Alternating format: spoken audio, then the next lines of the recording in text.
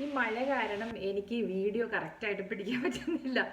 Either മഴ കാരണം വെളിച്ചം ഉണ്ടാവില്ല, പിന്നെ കറണ്ട് ഉണ്ടാവില്ല, നാച്ചുറൽ ലൈറ്റും ഇല്ല, കറണ്ടും ഇല്ല. അപ്പോൾ എങ്ങനെ പിടിക്കും? കാരണം പുറത്തിരുന്ന് പിടിക്കുമ്പോൾ മഴയുടെ സൗണ്ട്, പിന്നെ മഴയുടെ സൗണ്ടിൽ എൻ്റെ സൗണ്ട് മുങ്ങിപ്പോകുന്നു. സോ ഞാൻ വിചാരിച്ചു ഇന്ന് എന്തായാലും ഈ ആർട്ടിഫിഷ്യൽ ലൈറ്റിങ്ങിൽ തന്നെ എടുക്കാമെന്ന് ഓർത്തു കേട്ടോ. സോ ഇന്നത്തെ എൻ്റെ ടോപ്പിക് എന്താണെന്നറിയോ? ഇന്നലെ നമ്മൾ ഡൗറി സിസ്റ്റത്തിനെ പറ്റിയൊക്കെ പറഞ്ഞില്ലേ. ഡൗറി സിസ്റ്റത്തിനെ പറ്റി നമ്മൾ പറഞ്ഞപ്പോൾ രണ്ട് മൂന്ന് കാര്യങ്ങൾ നമ്മൾ ശ്രദ്ധിച്ച് നിങ്ങൾ കേൾക്കണം കേട്ടോ. ഞാൻ പറയുന്നത് ഞാൻ ഇൻഫർ ചെയ്തെടുത്ത കാര്യങ്ങൾ കൂടിയാണ്. പെൺകുട്ടികളെ വിവാഹം കഴിപ്പിച്ച് അയക്കുമ്പോൾ ചില സമയങ്ങളിൽ ഒരുപാട് വ്യത്യസ്തമായ സാഹചര്യങ്ങളിലേക്ക് അയക്കേണ്ടി വരാറുണ്ട്. രണ്ട് സാഹചര്യങ്ങൾ ആദ്യം പറയട്ടെ. ഒന്ന്, പെൺകുട്ടിക്ക് ജോലി കാണത്തില്ല, പക്ഷെ സൗന്ദര്യമായിരിക്കും. അപ്പോൾ എന്ത് പറ്റും? നല്ല ഹൈ ആയിട്ട് ബിസിനസ് ചെയ്യുന്ന ആളുകളോ ആരെങ്കിലും വന്നിട്ട് ഈ പെൺകുട്ടിയുടെ സൗന്ദര്യം കാരണം വിവാഹം കഴിക്കാൻ റെഡിയാകും. ഓക്കെ. അപ്പം നിങ്ങളുടെ മകള്, സാധാരണ ഒരു ബാങ്ക് ഉദ്യോഗസ്ഥൻ്റെ മകളെ ഒരു വലിയ ഇൻഡസ്ട്രിയലിസ്റ്റിൻ്റെ മകൻ വിവാഹം കഴിച്ചാൽ എങ്ങനെ ഇരിക്കും? നിങ്ങൾക്ക് അവിടെ യാതൊരു വിധത്തിലുള്ള വിലയും കാണില്ല. അത് ഒരു പോയിന്റ്.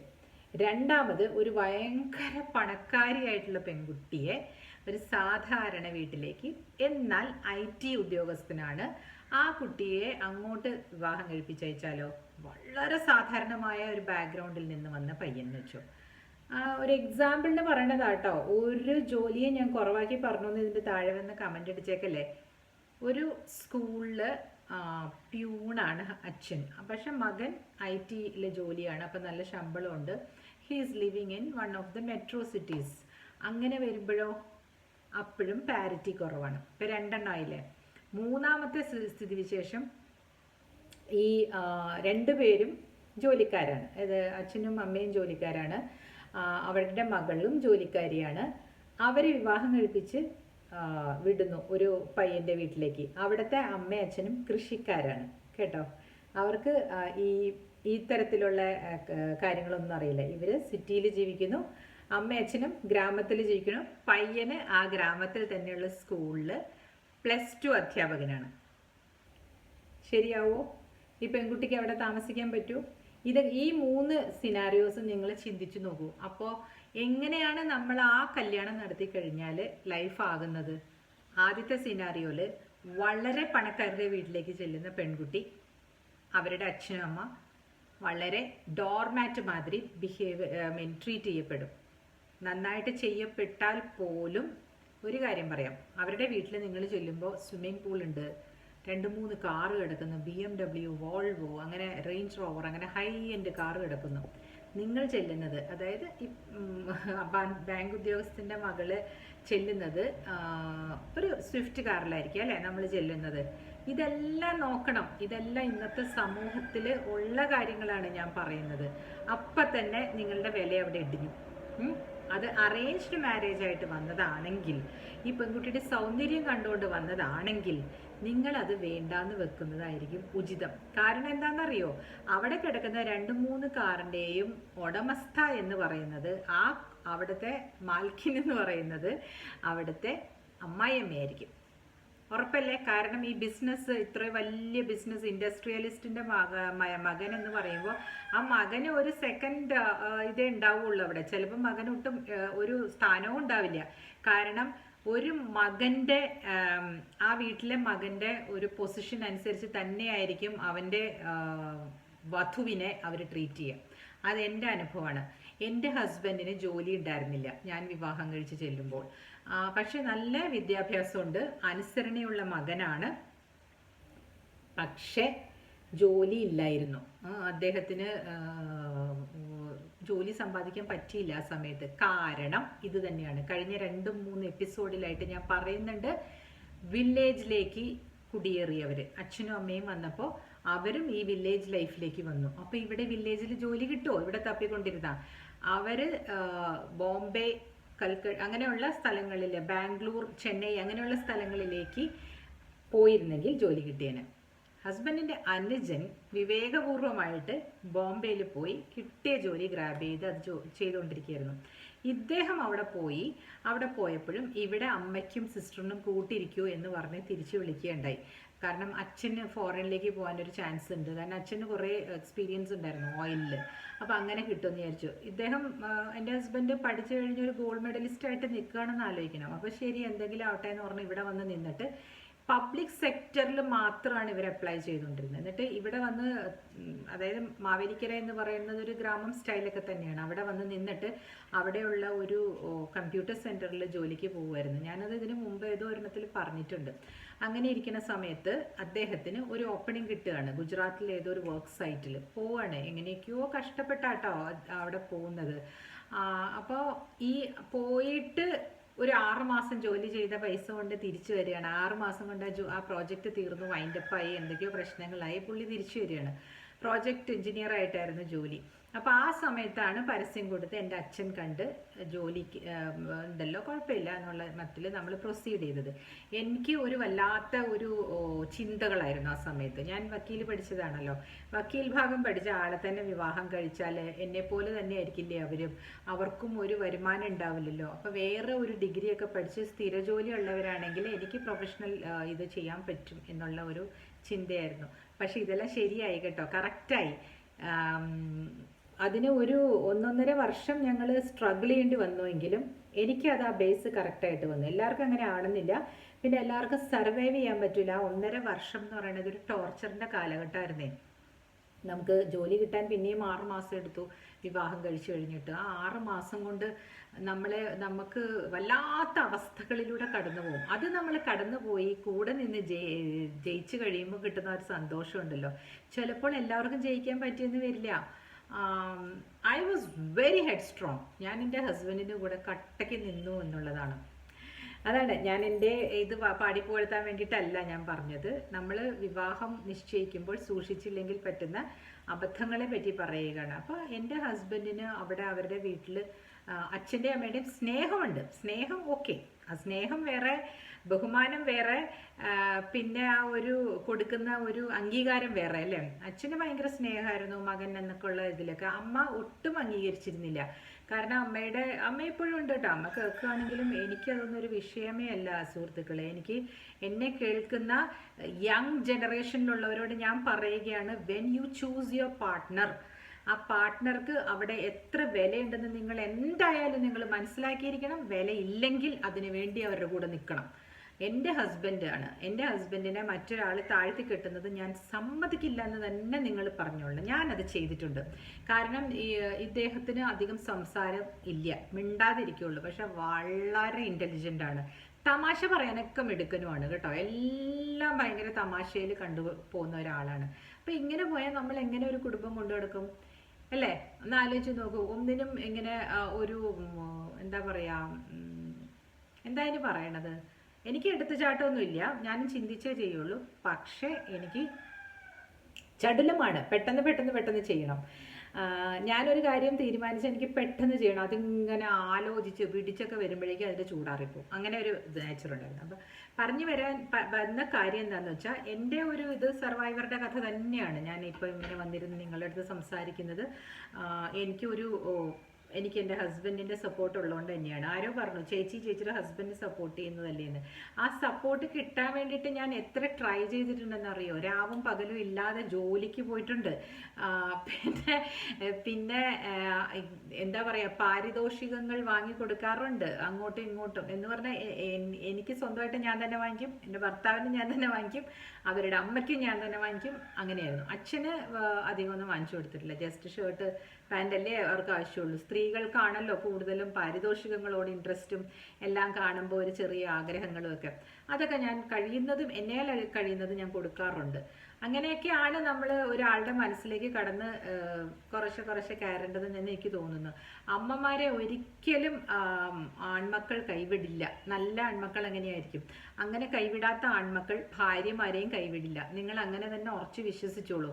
കാരണം എന്താണെന്നറിയോ, ആ അമ്മയുടെ സ്നേഹം കൊണ്ട് മാത്രമായി ആണ് ആ കുട്ടികൾ അമ്മ പറയുന്ന കേൾക്കുന്നത്. അപ്പോൾ അതേപോലുള്ള സ്നേഹം നിങ്ങളും കൊടുക്കുക. അങ്ങനെ അല്ലാത്ത ആളുകളുണ്ടെങ്കിൽ you should be very careful. അതൊരു ടോക്സിക് പേരൻറ്റിങ് അവരുടെ വീട്ടിൽ നിന്ന് വരുന്നത് കൊണ്ടാണ്. അതിന് സമർത്ഥയായ പെൺകുട്ടികൾ അതിന് സ്നിപ്പ് ഓഫ് ചെയ്യണം. ഞാൻ ഇന്നലെ 2 റീൽസ് ഇട്ടു. ഇന്നലെ ഒരു റീൽ ഇട്ടു ഇൻസ്റ്റഗ്രാമിൽ. അതിൽ ഞാൻ എന്താ പറഞ്ഞതെന്ന് വെച്ചാൽ, prioritise your time for your spouse എന്ന്. ഭാര്യയാണെങ്കിലും ഭർത്താവാണെങ്കിലും എപ്പോഴും ഈ ഫ്രണ്ട്സിൻ്റെ കൂടെ പാർട്ടിയും കറങ്ങി അടിച്ച് നടക്കലും അത് നിർത്തുക. അതിൻ്റെ ആവശ്യമില്ല. ആദ്യം കുറച്ച് നാളൊക്കെ അങ്ങനെയൊക്കെ ചെയ്യൂ. ഏതെങ്കിലും ഒരു മാസം കൂടുമ്പോൾ ഒരു ഫ്രണ്ടിനെ കാണൂ, പിന്നെ ഒരു മാസം കഴിയുമ്പോൾ വേറൊരു ഫ്രണ്ടിനെ കാണൂ, അവരായിട്ടൊരു ലഞ്ച് മീറ്റപ്പ് ഒക്കെ ചെയ്യൂ, അങ്ങനെ ചെയ്യൂ. And don't just bring your friends into your household. അതത്ര നല്ല പ്രവണതയല്ല. ഇപ്പോൾ പുറത്ത് മീറ്റ് ചെയ്യൂ, അതിനൊന്നും കുഴപ്പമില്ല. എപ്പോഴും വീട്ടിൽ വരിക, അവിടെ ചടഞ്ഞു കൂടിയിട്ട് കിടക്കുക, അതൊക്കെ ദോഷം ചെയ്യും നമ്മുടെ ഫാമിലി ലൈഫിന്. ബിക്കോസ് ഒരു കുഞ്ഞുണ്ടാവാം നമുക്ക്. അപ്പോൾ ആ കുഞ്ഞിനെ കൊണ്ട് പുറത്ത് പോകാൻ പറ്റാത്തതുകൊണ്ട് ഫ്രണ്ട്സിനെ വീട്ടിലേക്ക് ഇൻവൈറ്റ് ചെയ്യുക, ആ പരിപാടിയെ വേണ്ട. That is not good. കുട്ടികളെ കാണാൻ വരുന്നവർ കണ്ടിട്ട് അങ്ങ് പൊക്കോട്ടെ, നമ്മളിവിടെ ഇപ്പോൾ ഒന്നും കരുതുന്നില്ല എന്ന് തന്നെ പറയണം. കാരണം പല വിധത്തിലുള്ള കഥകളും അതിനുശേഷം ഞാൻ കേട്ടിട്ടുണ്ട്. അതുകൊണ്ടാണ് ഞാൻ പറയുന്നത്. അതേപോലെ തന്നെ വൈഫ്സ് വന്നിട്ട് ഇപ്പം പ്രഗ്നൻ്റ് ആയി കഴിഞ്ഞ് അമ്മയുടെ വീട്ടിലൊക്കെ പോയി നിൽക്കാൻ പോകുന്ന സമയത്ത് ഒരിക്കലും നിങ്ങളുടെ ഹസ്ബൻഡിന് വേണ്ടിയിട്ട് വേറെ ഒരു വീട്ടിൽ നിന്ന് ഫുഡ് കൊണ്ടു കൊടുക്കുവാനൊന്നും നിങ്ങൾ ഏർപ്പാടാക്കരുത്. അവർ കുക്ക് ചെയ്ത് കഴിഞ്ഞോട്ടെ കേട്ടോ.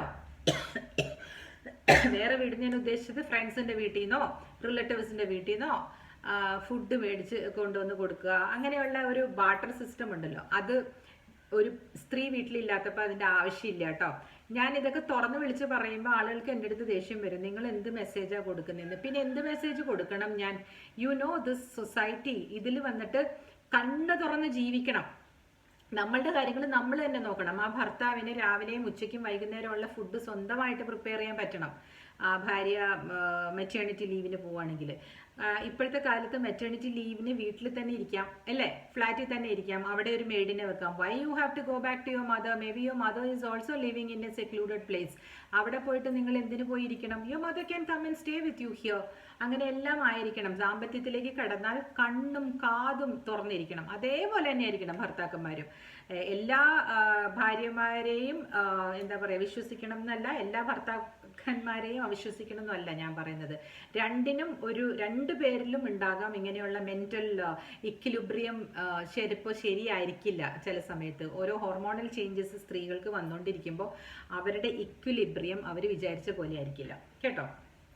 അപ്പോൾ ഞാൻ പറയുമ്പോൾ നിങ്ങൾ പറയും ഇതൊക്കെ പറയാനുണ്ടോ ചേച്ചി? നമ്മൾ വിശ്വസിക്കണ്ടേ? എപ്പോഴും എല്ലാവരിലും വിശ്വാസവും വേണം, എന്നാൽ എല്ലാവരിലും കരുതലും വേണം. കാരണം എന്താണെന്നറിയോ, എല്ലാവരും മനുഷ്യരാണ്. സാഹചര്യം കൊണ്ട് ചിലപ്പോൾ ഒന്ന് വഴിതെറ്റിപ്പോയേക്കും. ഇതൊക്കെ ഇപ്പോൾ ആരറിയാനാ? അങ്ങനെയല്ല. U should be very careful. You should respect your partner accordingly. ഇപ്പോൾ ഈ പറഞ്ഞ പോലെ ഈ പ്രഗ്നൻസി ടൈം കഴിഞ്ഞ് കുട്ടി ഉണ്ടായി കഴിയുമ്പോൾ ഉണ്ടല്ലോ, ഈ പെൺകുട്ടികൾക്ക് കുറച്ച് സെക്സിനോടൊന്നും വലിയ ഇഷ്ടമൊന്നും ഉണ്ടായിന്ന് വരില്ല അല്ലേ. അപ്പോൾ അവരും കുറച്ചാൾ കുട്ടികളെ നോക്കാനുള്ള സമയം എടുക്കുകയൊക്കെ ചെയ്യും. ഭർത്താവ് വേറെ റൂമിലായിരിക്കും ഉറങ്ങുന്നത്. അല്ലെങ്കിൽ ഭർത്താവിന് ഒരുപക്ഷെ വിരക്തി ഭാര്യയോട് തോന്നിയേക്കാം. ബിക്കോസ് ഓഫ് ഓൾ ദിസ് ഇതും ഒക്കെ ആയിട്ട് കുറേ ഉണ്ടല്ലോ, ഫിസിക്കൽ പ്രോബ്ലംസും മുലപ്പാലിൻ്റെ മണവും അതൊന്നും ഇഷ്ടപ്പെടാത്ത ആളുകളൊക്കെ ഉണ്ടാവും. അപ്പം ഇതെല്ലാം നിങ്ങൾക്ക് അങ്ങനെ എന്തെങ്കിലും ഫീൽ ചെയ്യുകയാണെങ്കിൽ just go to a psychologist and immediately approve it out കേട്ടോ. എന്നിട്ട് അതിന് ഉള്ള റെക്ടിഫിക്കേഷൻ എന്താണെന്ന് ചെയ്യണം. 1-2 കാര്യങ്ങൾ ഞാൻ ഇപ്പോൾ അറിഞ്ഞതുകൊണ്ടാണ് കേട്ടോ ഞാനിപ്പോൾ വന്ന് നിങ്ങളുടെ അടുത്ത് ഇങ്ങനെ സംസാരിക്കുന്നത്. ഇതെല്ലാം തുറന്നു പറച്ചിൽ എന്ന് പറയുമ്പോൾ അത് ആവശ്യമല്ലേ. ഞാൻ എൻ്റെ കുഞ്ഞുണ്ടായ സമയത്ത് 1 BHK ഫ്ലാറ്റിലായിരുന്നു ഞാനും അരവിന്ദും താമസിച്ചിരുന്നത്. 9 months വരെ ഞങ്ങൾ കൂടെ ഉണ്ടായിരുന്നു. എന്നിട്ട് ഇവിടെ തിരിച്ചു വന്ന് 4 months ഞാൻ എൻ്റെ അമ്മയുടെ കൂടെ ഇവിടെ നിന്നു നാട്ടിൽ. കാരണം അന്നൊക്കെ അവിടെ മദ്രാസിൽ അതിനുള്ള സൗകര്യങ്ങൾ കുറവായിരുന്നു. ഒരാളെ അപ്പോയിന്റ് ചെയ്യാൻ പറ്റത്തില്ല. ഇവിടെയാണെങ്കിൽ അമ്മ എല്ലാം ചെയ്തു തരുമല്ലോ. അമ്മയ്ക്കൊരു സഹായിയൊക്കെ നിർത്തി. പിന്നെ ഇത്രയും വലിയ വീടൊക്കെയാണ് നമുക്ക്. അവിടെ നമുക്ക് 1 BHK അതെല്ലാം ബുദ്ധിമുട്ടായതുകൊണ്ട് അങ്ങനെ ചെയ്തു. പക്ഷെ അപ്പം അദ്ദേഹം തന്നെ കുക്ക് ചെയ്യുകയും വാഷ് ചെയ്യും എല്ലാം തന്നെ ചെയ്തു. നമ്മൾ അങ്ങനെ ചിന്തിച്ചിട്ട് പോലും ഇല്ല. അങ്ങനെ എപ്പോഴെങ്കിലുമൊക്കെ എൻ്റെ കസിൻസിൻ്റെ വീട്ടിലൊരു ഭക്ഷണം കഴിക്കാൻ അവർ വിളിക്കും. അങ്ങനെയൊക്കെയാണ് കാര്യങ്ങൾ കടന്നുപോയത്. That should be the way. അതല്ലാതെ നിങ്ങളുടെ ഫ്ലാറ്റിലേക്ക് നിങ്ങളുടെ ഒരു ഫ്രണ്ടോ അല്ലെങ്കിൽ അദ്ദേഹത്തിൻ്റെ ഫ്രണ്ടിൻ്റെ വീട്ടിൽ നിന്ന് ഫുഡോ, ഡോണ്ട് ഡു ദാറ്റ്. അത് അനാവശ്യമായിട്ടുള്ളൊരു ഒബ്ലിഗേഷൻ ആണ് കേട്ടോ. എനിക്കുണ്ടായ ഒരു അനുഭവം ഞാൻ പറയണേ. ഞാൻ പ്രഗ്നൻ്റ് ആയിരുന്ന സമയത്ത് അത് ഈ ഗ്രാമങ്ങളിൽ നിന്ന് വരുന്ന ആളുകൾക്ക് ഇതൊന്നും മനസ്സിലാവില്ല എന്ന് എനിക്ക് തോന്നുന്നത്. എൻ്റെ ഒരു എന്താ പറയുക, എനിക്ക് പറ്റിയ ഒരു അബദ്ധമാണ് ഞാൻ ശരിക്കും പങ്കുവെക്കേണ്ടതാണ് അതിവിടെ. അത് ഇതിൻ്റെ കൂട്ടത്തിൽ പറയുന്നതാണ്. ഒരു ഫാമിലി ലൈഫിൻ്റെ കാര്യം പറയുമ്പോഴും ഞാനിത് കൂട്ടത്തിൽ ഈ ഒരു ഇൻസിഡൻറ്റ് കൂടെ പറയുന്നതാണ്, അല്ലെങ്കിൽ ഞാൻ മറന്നുപോകും. ഇന്നലെ എനിക്ക് പറയണമെന്നുണ്ടായിരുന്നു, പെട്ടെന്ന് ആ ഡ്രോയിങ് റൂമിലെ കൗച്ചിൽ വന്ന ആളുകൾ വീഴുന്ന അവസ്ഥ ഞാൻ പറഞ്ഞില്ലേ, ഇപ്പോൾ വന്നിട്ട് ഇങ്ങനെ അങ്ങ് പോകും അവരുടെ വീട്ടിൽ ഡ്രോയിങ് റൂം യൂസ് ചെയ്തിട്ട്, ഒരു ഹോട്ടൽ റൂം എടുക്കാനുള്ള മടി കൊണ്ടൊക്കെ. അതുകൊണ്ട് അതുപോലെ ഒരു കാര്യമാണ് ഞാൻ പറയാൻ വരുന്നത്. വളരെ വർഷങ്ങൾക്ക് മുമ്പ്, ഒരു 25 ഇയേഴ്സ് എൻ്റെ മകളെ ഞാൻ 3 months പ്രഗ്നൻ്റ് ആയിരുന്ന സമയത്ത് എനിക്ക് എൻ്റെ ഹസ്ബൻഡിൻ്റെ വീട്ടിൽ നിന്നൊരു ഫോൺ വരികയാണ് കേട്ടോ. അതെ, അനുജൻ്റെ ഒരു ഫ്രണ്ടിൻ്റെ അമ്മ വരുന്നുണ്ട് ഓപ്പറേഷന് വേണ്ടിയിട്ട്, നിങ്ങൾ എന്താണെന്ന് വെച്ചാൽ ഹെൽപ്പ് ചെയ്ത് കൊടുക്കണം. അപ്പം നമ്മൾ വളരെ സിൻസിയറായിട്ട് ഞാനും അരവിന്ദും ഓക്കെ എന്ന് പറഞ്ഞു. അടയാറിലുള്ള മലർ ഹോസ്പിറ്റലിലാണ് ആ അമ്മ അവിടെ കിടന്നിരുന്നത് കേട്ടോ. ഞാൻ അവിടെ പോയി. അപ്പോൾ അവർക്ക് ഫുഡ് പ്രശ്നം, കാരണം അന്നൊന്നും മെഡ്രാസിൽ ഈ റെഡ് റൈസ് കിട്ടുന്ന പരിപാടിയേ ഇല്ല. വീടുകളിൽ നമ്മൾ മേടിച്ചു കൊണ്ടുവന്ന് വെക്കും എന്നല്ലാതെ ഞാനിവിടുന്ന് നാട്ടിൽ നിന്ന് കുത്തിരിയൊക്കെ കൊണ്ടുപോയൊക്കെ കഴിച്ച കാലങ്ങളൊക്കെ ഉണ്ട്. പിന്നീടാണ് ഇതൊക്കെ ആയിട്ട് അവിടെ കിട്ടാനൊക്കെ തുടങ്ങിയത്. ആ സമയത്ത് നമ്മൾ പച്ചരിയൊക്കെ കഴിച്ച് ശീലിച്ചു. അരവിന്ദിന് ബിരിയാണി റൈസ് മതി. അപ്പം ഇവർക്ക് വേണ്ടിയിട്ട് ഞാൻ ഈ കുത്തരി എനിക്ക് കഞ്ഞി കുടിക്കാൻ വേണ്ടിയിട്ട് നാട്ടിൽ നിന്ന് പൊക്കിക്കൊണ്ട് പോയിട്ടുണ്ടായിരുന്നു. ആ അമ്മച്ചിക്ക് ഹാർട്ടിൻ്റെ ഓപ്പറേഷൻ കഴിഞ്ഞ് കഴിഞ്ഞപ്പോൾ കഞ്ഞിയാണ് വേണ്ടതെന്ന് പറഞ്ഞിട്ട് 6 ദിവസം അവരൊരു അടുത്തൊരു ലോഡ്ജിൽ താമസിച്ചു. 6 ദിവസവും ഞാൻ ലഞ്ചും ഡിന്നറും കൊണ്ടുപോയി കൊടുക്കുമായിരുന്നു അവർക്ക്. ഞാൻ തന്നെ വണ്ടി ഓടിച്ചിട്ട്. ഈ 3 months പ്രഗ്നൻസിയും ഉണ്ടെന്ന് ആലോചിച്ച് നോക്കൂ കേട്ടോ. എന്നിട്ട് അവർ പിന്നെ പോവുകയാണ്. ഔചിത്യമില്ലായ്മ എന്ന് പറയുന്നതിൻ്റെ ഒരു കാര്യമാണിത്. അവരത്രയും നന്ദികേടാണ് എന്നോട് കാണിച്ചത്. ഞാൻ അവരോട് പറഞ്ഞു, നിങ്ങൾക്കൊരു ടാക്സി പിടിച്ച് പോയിക്കോളൂ കേട്ടോ. അയ്യോ, അവർ പറയാം, ഞങ്ങൾക്ക് ഭാഷ അറിയില്ല, ഒന്നും അറിയില്ല. ഇത്രയും സ്ഥലത്ത് വന്ന് ഓപ്പറേഷൻ കഴിഞ്ഞ ഒരു അമ്മച്ചിയും 2 ആൺമക്കളും കൂടി എന്നെ കൊണ്ട്, എനിക്കൊരു മാരുതി 800 ആയിരുന്നല്ലോ, എനിക്ക് വഴി അത്ര അറിയില്ല. ഞാനും ഒരു 6 മാസം ആയിട്ടുള്ളൂ മദ്രാസിൽ ചെന്ന് താമസിക്കാൻ തുടങ്ങിയിട്ട്. അപ്പോഴും എൻ്റെ ആ മനസ്സിൻ്റെ ഇതിൽ ഞാൻ പറഞ്ഞു, ഓക്കെ ഞാൻ കൊണ്ടുവന്ന് ആക്കാം കേട്ടോ. കാരണം ഒന്നാമത് ബ്രദർ ഇൻ ലോയെ ഞാൻ കണ്ടിട്ടേ ഇല്ല. 6 മാസമായി കല്യാണം കഴിഞ്ഞിട്ടെങ്കിലും അവർ വന്നിട്ടുണ്ടായിരുന്നില്ല. അദ്ദേഹത്തിനെ ഞാൻ ഫോണിലുള്ള പരിചയമുള്ള ആ അനുജൻ, അരവിന്ദിൻ്റെ അനുജൻ പറഞ്ഞ കാര്യത്തിന് വേണ്ടിയിട്ട് ഞങ്ങൾ ഈ കാർ ഓടിച്ച് ഞാൻ എൻ്റെ കസിൻ്റെ ഒരു മോനെ ഞാൻ മുമ്പിൽ കയറ്റിയിരുത്തി. ബാക്കി 3 പേരെയും പുറയിൽ, ചെറിയ കാറല്ലേ, അവരുടെ മടിയിലും അവിടെ ഇവിടെയൊക്കെ അവരെങ്ങനെയൊക്കെയോ പെട്ടിയൊക്കെ വെച്ചതെന്ന് എനിക്കിപ്പോഴും ഓർമ്മയില്ല. കാരണം എനിക്ക് അന്ന് ഈ മോൻ 8ാം ക്ലാസ്സിൽ പഠിക്കുകയാണ്, ഈ കസിൻ്റെ മകൻ. അവനും അത്ര വഴിയൊന്നും അറിഞ്ഞൂടാ. പക്ഷെ ഒരു കൂട്ടിന് വേണ്ടിയിട്ട് തിരിച്ചു വരുമ്പോൾ ഞാൻ ഈ ട്രാഫിക്കിൽ ഇങ്ങനെ ചവിട്ടി എല്ലാം കൊണ്ടുപോയി തിരിച്ചു വന്നപ്പോഴേക്കും എനിക്കങ്ങ് വയറ് കൊളുത്തി പിടിച്ച് വേദന എടുക്കുക. 3 months ആണ് പ്രഗ്നൻസി. ഞാൻ പറഞ്ഞു, എനിക്ക് എന്തായാലും ഹോസ്പിറ്റലിൽ പോകണം അരവിന്ദ്. എന്നിട്ട് അവരവിടെ ഇറങ്ങിപ്പോയി. എന്തുമാത്രം സിറ്റിയല്ലേ, എന്തോരം ടാക്സിയൊക്കെ കിട്ടും. എനിക്ക് എൻ്റെ കണ്ണ് നിറഞ്ഞൊഴുകി കേട്ടോ. ഒരു നന്ദിയോ നന്ദി വാക്കോ ഒന്നും പറയാതെ അവരങ്ങ് കയറിപ്പോയി. അത് എക്സ്പെക്റ്റ് ചെയ്യാൻ പാടില്ല എന്നിപ്പോൾ പലരും പറയും. അതല്ല ഞാൻ പറയുന്നത്. എൻ്റെ ആ അവസ്ഥ പറഞ്ഞിട്ട് പോലും അവർ എന്നോട് എന്നാൽ വേണ്ട, ഞങ്ങൾ അറേഞ്ച് ചെയ്തോളാം എന്നൊന്നും പറഞ്ഞില്ലല്ലോ. ആ ലോഡ്ജിലൊക്കെ എത്ര പേര് താമസിക്കുന്നുണ്ടാവും. എന്നിട്ട് അപ്പോൾ ഈ ചെയ്തത് വിളിച്ചു പറഞ്ഞിട്ടാണെന്നോ? അല്ല, എൻ്റെ ഇന്നത്തെ എൻ്റെ കുഞ്ഞുണ്ടല്ലോ, ആ കുഞ്ഞുണ്ടാവില്ലായിരുന്നു ഇവർക്ക് വേണ്ടി ഞാൻ ചെയ്തതിന്. ഞാൻ അപ്പം തന്നെ ഡോക്ടറെ അടുത്ത് പോയി. ഡോക്ടർ പറഞ്ഞു, പെട്ടെന്ന് നിവർന്ന് കിടന്ന് റെസ്റ്റ് എടുത്തോളൂ, ഒരു ടാബ്ലറ്റ് തന്നു. അങ്ങനെ 2 ദിവസം കഴിഞ്ഞപ്പോൾ എനിക്ക് ആ നീർക്കെട്ടൊക്കെ മാറി കിട്ടിയത്. സോ ഞാൻ നിങ്ങളുടെ അടുത്ത് ഇതെന്തിനാണ് ഇതിൻ്റെ ഇടയിൽ കൂടി പറയുന്നതെന്ന് വെച്ചാൽ, നിങ്ങളുടെ ഫാമിലിയാണ് നിങ്ങളുടെ പ്രയോറിറ്റി. നിങ്ങൾക്ക് നിങ്ങളുടെ ഹസ്ബൻഡ് പ്രയോറിറ്റി ആയിരിക്കണം. ഓക്കെ, ആ ഹസ്ബൻഡിന് പ്രയോറിറ്റൈസ് ചെയ്തതാണ് ഞാൻ ആയമ്മയ്ക്ക് ഏതോ ആൾക്കാർക്ക് ഞാൻ ഹെൽപ്പ് ചെയ്തത്. അവരെ ഞാൻ പിന്നീട് ജീവിതത്തിൽ കണ്ടിട്ടേയില്ല. അവരുടെ വീടുകളിൽ എന്തൊക്കെയോ നല്ല നല്ല ഫങ്ഷൻസ് ഒക്കെ നടന്നു. ആരും ഒരു വാക്ക് പോലും എന്നോട്, എനിക്കൊരു എന്താ പറയുക, ഒരു ക്ഷണക്കത്ത് പോലും അയച്ചിട്ടില്ല. അവരുടെ വീട്ടിൽ പിന്നീട് നടന്ന കല്യാണത്തിനൊക്കെ എൻ്റെ മദർ ഇൻ ലോയും ഫാദർ ഇൻ ലോയും അവരുടെ വീട്ടിൽ പോയിരുന്നു എന്ന് പറഞ്ഞു. പോയിട്ട് അവിടെ ചെന്നിട്ട് ഇവർക്കൊരു ചായ പോലും കിട്ടിയില്ല എന്നൊക്കെ ഇവർ പറയുന്നുണ്ടായിരുന്നു. എന്താ രാത്രി അവരവിടെ പോയി കിടന്നുറങ്ങി മാവേലിക്കരയിൽ നിന്ന് ചാലക്കുടിയിലൊക്കെ. No, that's not my issue. But what I'm trying to say is, if you are taking some kind of help from anyone, അതിന് നിങ്ങൾ ഗ്രാറ്റിറ്റ്യൂഡ് ദൈവത്തെ ഓർത്ത് കൊടുക്കുക. പിന്നെ അങ്ങനെ ചെയ്യാതെ ഇരിക്കുക. ഇന്നത്തെ കാലത്ത് ആരും അങ്ങനെയൊന്നും ചെയ്യില്ല കേട്ടോ. ഊബറും ഓലയും ഒക്കെ ഉണ്ട്. അന്നും ടാക്സിയൊക്കെ ഉണ്ട്, മദ്രാസല്ലേ, ആരോട് പറയാൻ, ആര് കേൾക്കാൻ. ശരി, അത് എന്തിനാ അത് പറഞ്ഞു വന്നതെന്ന് വെച്ചാൽ, എനിക്ക് എന്ത് സംഭവിക്കുമായിരുന്നു എന്ന് ആലോചിച്ച് നോക്കൂ അല്ലേ. എന്തും സംഭവിച്ചേക്കാം. ദൈവത്തിൻ്റെ കൃപ കൊണ്ട് ഞാൻ ഇന്നും ആ ഇൻസിഡൻറ്റ് നടുക്കത്തോടെയാണ് ഞാൻ പറയുന്നത് കേട്ടോ. അത് ഇപ്പം ഞാൻ പറയാൻ കാരണം എന്താണെന്ന് വെച്ചാൽ, യങ് പീപ്പിൾ കേൾക്കുന്നുണ്ടാകും. അപ്പോൾ ഹസ്ബൻഡ്സ് പറയണം നോ കേട്ടോ, നിങ്ങളത് ചെയ്യേണ്ട ആവശ്യമില്ല. അത് പറയാൻ ചങ്കൂറ്റം ഉണ്ടാവണം. ഞങ്ങൾക്കൊന്നും അതിനുള്ള ചങ്കൂറ്റം ആ സമയത്ത് ഉണ്ടായില്ല. എനിക്ക് പറയാനായിട്ട് എൻ്റെ ഇൻലോസിൻ്റെ ഫ്രണ്ടിനെയാണ്, എൻ്റെ ഫ്രണ്ടായിരുന്നു അല്ലെങ്കിൽ എൻ്റെ അമ്മയുടെ ഫ്രണ്ടായിരുന്നെങ്കിൽ ഞാൻ പറയുമായിരുന്നു അങ്ങനെ ചെയ്യരുതെന്ന്, അത് ചെയ്യുന്നത് ശരിയല്ല എന്ന്. എന്നാലും എൻ്റെ ഡ്രോയിങ് റൂമിൽ ഇതുപോലെ തന്നെ അമ്മ കുറേ അമ്മയുടെ ഫ്രണ്ട്സിൻ്റെ മക്കളെയൊക്കെ വിട്ടിട്ട് ഞാൻ കഷ്ടപ്പെട്ടിട്ടുണ്ട്. എന്നിട്ടോ അവരുടെയും വിവാഹങ്ങൾ ഇതുപോലെ വിളിക്കാതെ വന്നിട്ടുണ്ട്. അത് ആ ഒരു അനുഭവം കൂടെ ഞാനിവിടെ പറയാം. എൻ്റെ അമ്മയുടെ സ്കൂളിൽ പഠിപ്പിച്ചിരുന്ന ഒരു ടീച്ചറുടെ മകൻ ജോലി അന്വേഷിച്ച് മദ്രാസിൽ വന്നു. ഞാനും വാം വെൽക്കം ആയിട്ട് ചെയ്തു. അപ്പോഴേക്കും ഈ 3 മാസത്തെ പ്രഗ്നൻസി എന്നുള്ളത് 10 മാസം ആകാറായി, 8 മാസം, വലിയ വയറായി. ആ സമയത്താണ് ഇങ്ങനെ എൻ്റെ അമ്മയ്ക്കും ഇല്ല കേട്ടോ ഔചിത്യം. അമ്മ ചിന്തിക്കുന്നില്ല. അമ്മ വിചാരിക്കുന്ന കുറേ നാൾ അരവിന്ദ് ജോലിയില്ലാതെ വിഷമിച്ചതല്ലേ, അപ്പം നമ്മൾ ആരെങ്കിലുമൊക്കെ ഹെൽപ്പ് ചെയ്യണത് അതാണല്ലോ കർമ്മ, അത്രേ ചിന്തിച്ചിട്ടുണ്ടാവുള്ളൂ. അമ്മ എങ്ങനെ അങ്ങനത്തെ ഒരു നല്ല മനസ്സിൻ്റെ ഉടമയ്ക്കാണ്, പക്ഷെ മക്കൾക്ക് അത് ദോഷമായിട്ട് സംഭവിക്കും. അങ്ങനെ ഞങ്ങൾക്ക് 1 BHKയിൽ എല്ലാം ഭയങ്കര നീറ്റായിട്ട് അരവിന്ദ് എല്ലാം കോമ്പാക്റ്റാക്കി വെച്ചിട്ടുണ്ടാവും. ഞാൻ അരവിന്ദിൻ്റെ അടുത്തുനിന്ന് പഠിച്ചാണ് അതൊക്കെ. അപ്പോൾ ആ ഡ്രോയിങ് റൂമിലെ ഒരു കൗച്ച് പോലും ഇല്ല, ഞങ്ങൾ ബെഡാണ് ഇട്ടിരിക്കുന്നത് താഴെ. അവിടെ വന്നിട്ട് ഈ പയ്യൻ എൻ്റെ വയസ്സോ അല്ലെങ്കിൽ എന്നെക്കാൾ ഒരു 1.5 വയസ്സോ വ്യത്യാസം ഉണ്ടാവുമായിരിക്കും, വരികയാണ്. അത് കഴിഞ്ഞിട്ട് ഞാനാണെങ്കിൽ നന്നായി കുക്ക് ചെയ്യും. വളരെ കുറച്ച് ഐറ്റംസ് മേടിച്ചു കൊണ്ടുവന്ന്, അതായത് ഒരു ദിവസത്തേക്കുള്ള സാധനങ്ങൾ വാങ്ങിച്ചു കൊണ്ടുവന്നാണ് ഞാൻ കുക്ക് ചെയ്യുക. അതൊക്കെ ഞാൻ നേരത്തെ ഒരു എപ്പിസോഡിൽ പറഞ്ഞിട്ടുണ്ട്.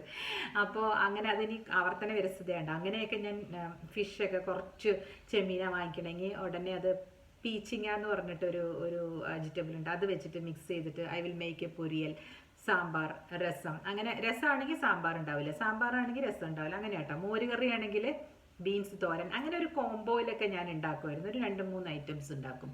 അച്ചാർ, തൈര് അല്ലെങ്കിൽ പച്ചമോര്, ഇങ്ങനെ. അപ്പോൾ my food is very very good. അത് വന്നവരെല്ലാവരും പറയും ഞാൻ അങ്ങനെയാണ് കൊടുക്കുക. അപ്പം നാട്ടിൽ നിന്ന് വന്നിട്ട് ഒരു 4-5 ദിവസം കഴിഞ്ഞപ്പോൾ ഞാൻ എൻ്റെ കസിനുണ്ട് ബാബൻ ചേട്ടൻ എന്ന് പറഞ്ഞു, എല്ലാവരെയും വരണവരെയൊക്കെ ജോലിക്കൊക്കെ അവിടെയാണ് പറഞ്ഞേക്കാം. എൻ്റെ ബ്രദർ വന്നാൽ അവിടെ അദ്ദേഹം കേട്ടോ ഹെൽപ്പ് ചെയ്ത്. ബാബൻ ചേട്ടൻ ഈസ് നോട്ട് ദെയർ നൗ, മരിച്ചുപോയി. അപ്പോൾ ബാബൻ ചേട്ടൻ്റെ ഓർമ്മകളാണ് എനിക്ക് വളരെ, നമ്മൾ എന്താ പറയുക, ഗ്രാറ്റിറ്റ്യൂഡോട് ആലോചിക്കേണ്ട ആൾ തന്നെയാണ് ബാബൻ ചേട്ടൻ. അപ്പോൾ ബാബൻ ചേട്ടൻ്റെ കമ്പനിയിൽ ചെറിയ ഓഫീസുകളാണ്, ചെറിയ കമ്പനീസാണ് ഇതൊക്കെ.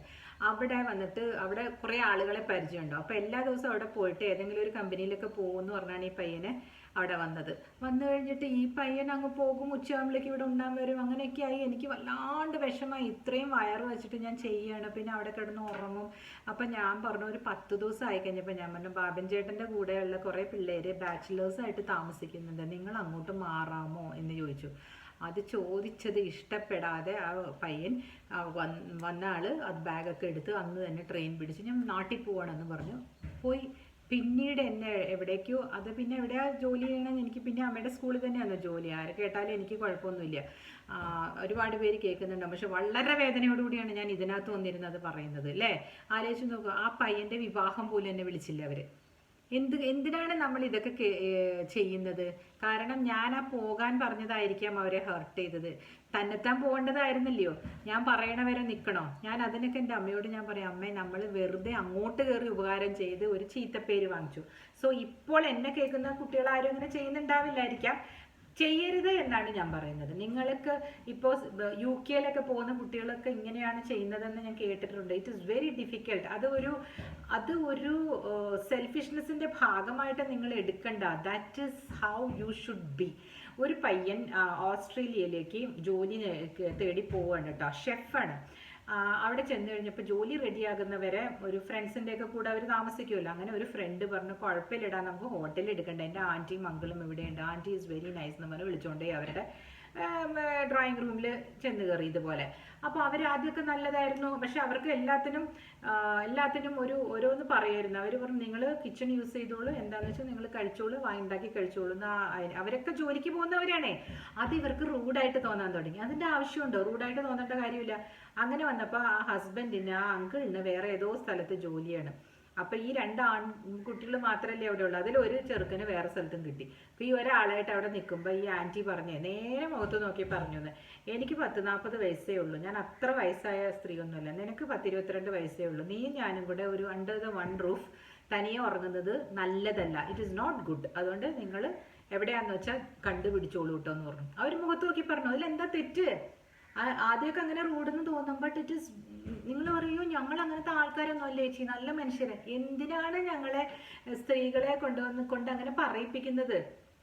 ഞാൻ പല ആളുകളോടും പറയാറുണ്ട്, നിങ്ങൾക്ക് അങ്ങനെ നിങ്ങൾക്ക് അവിടെ പോയി നിങ്ങൾക്ക് സർവൈവ് ചെയ്യാൻ പറ്റാത്തതാണ്, നിങ്ങൾ പോകണ്ട. നിങ്ങൾ എവിടെന്നെങ്കിലും കടം വാങ്ങിച്ച് പോയിട്ട് നിങ്ങളുടേതായ ഡ്വെല്ലിംഗ് ഉണ്ടാക്കൂ.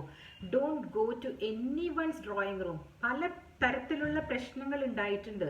അതുകൊണ്ടാണ് ഞാൻ പറയുന്നത്, അങ്ങനെ ചെയ്യരുത്. അത് നിങ്ങൾക്ക് പിൻകാലത്ത് ദോഷം വരും. ഇപ്പം ഞാനിപ്പോൾ 25 വർഷം കഴിഞ്ഞിട്ട് ആ അനുഭവം ഞാനിവിടെ പറയുന്നില്ലേ, അയാൾ കേൾക്കുമ്പോൾ അയക്ക് നാണക്കേട് തോന്നൂലേ?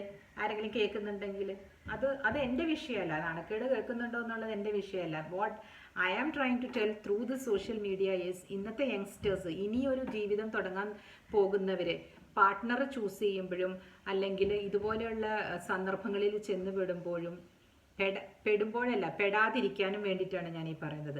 പാർട്ട്ണറെ ചൂസ് ചെയ്യുന്നതിൽ ആണുങ്ങളും പെണ്ണുങ്ങളും വളരെ കോഷ്യസ് ആയിരിക്കണം. ആൺകുട്ടികൾ ഇപ്പോൾ ഒരു ജോലിയുള്ള സാധാരണ വീട്ടിലൊരു ആൺകുട്ടിയാണെങ്കിൽ ആരെ ചൂസ് ചെയ്യണമെന്ന് ഞാൻ പറയട്ടെ? സാധാരണ വീട്ടിലെ ജോലിയുള്ള ഒരു പെൺകുട്ടിയെ ചൂസ് ചെയ്യണം. അതും സെയിം സിറ്റിയിൽ ജോലിയുള്ള പെൺകുട്ടിയെ ചൂസ് ചെയ്യണം. അപ്പം നിങ്ങൾക്ക് കുറച്ച് എന്താ പറയുക, ചേച്ചി ഞങ്ങൾ അങ്ങനെ ചെയ്തു കഴിയുമ്പോൾ ബുദ്ധിമുട്ടാവില്ലേ അങ്ങനെ കിട്ടാനായിട്ട് പാർട്ട്നേഴ്സിനെ? അങ്ങനെ പാർട്ട്നേഴ്സിനെ കിട്ടിയാലാണ് ആ ജീവിതവും സെറ്റ് ആവുള്ളൂ.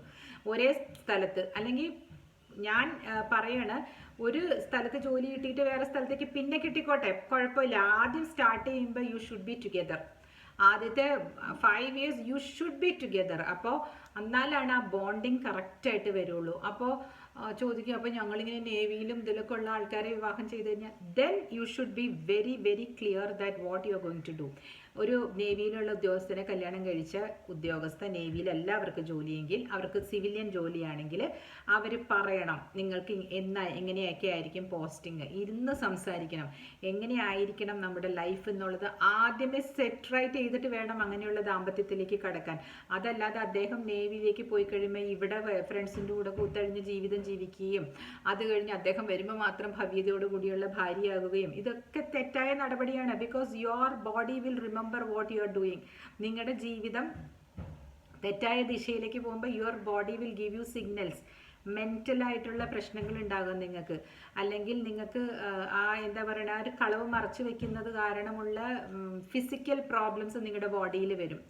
ആലോചിച്ച് നോക്കൂ, ഇങ്ങനെ ആരെങ്കിലും അങ്ങനെ അനുഭവങ്ങൾ ഉണ്ടായിട്ടുണ്ടെങ്കിൽ അതിൽ നിന്ന് പുറത്ത് കടക്കുമ്പോഴേക്കും കിട്ടുന്ന ഒരു ആശ്വാസം ഉണ്ടല്ലോ, അത് വളരെ വലുതായിരിക്കും.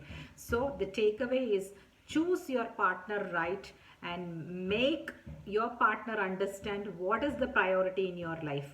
In your life എന്ന് പറയുമ്പോൾ ഒരാളുടെ അല്ല, നിങ്ങളുടെ കോമൺ ആയിട്ടുള്ളതാണ് ഈ ജീവിതം എന്ന് പറയുന്നത്. അവിടെ സുഖവും ദുഃഖവും എല്ലാം 50% ആണ് ഡിവൈഡ് ആയി പോകുന്നത്. ആലോചിച്ച് നോക്കിക്കേ, അദ്ദേഹത്തിന് ഒരു നന്മ ഉണ്ടായിക്കഴിഞ്ഞാൽ അത് നിങ്ങൾക്കും കൂടെയല്ലേ കിട്ടുന്നത്. അദ്ദേഹത്തിന് തിന്മയുണ്ടായാലോ അത് നിങ്ങളെയാണ് ബാധിക്കുന്നത്. അതേപോലെ തന്നെ ഭാര്യയുടെ കാര്യത്തിലും ഒരു തിന്മ ഉണ്ടായി കഴിഞ്ഞിട്ടുണ്ടെങ്കിൽ ഭാര്യയ്ക്ക് എന്തെങ്കിലും കുഴപ്പം സംഭവിക്കുകയോ അസുഖങ്ങൾ വരികയോ ഒക്കെ ചെയ്താൽ ഭർത്താവിനെയല്ലേ അത് ബാധിക്കുന്നത്.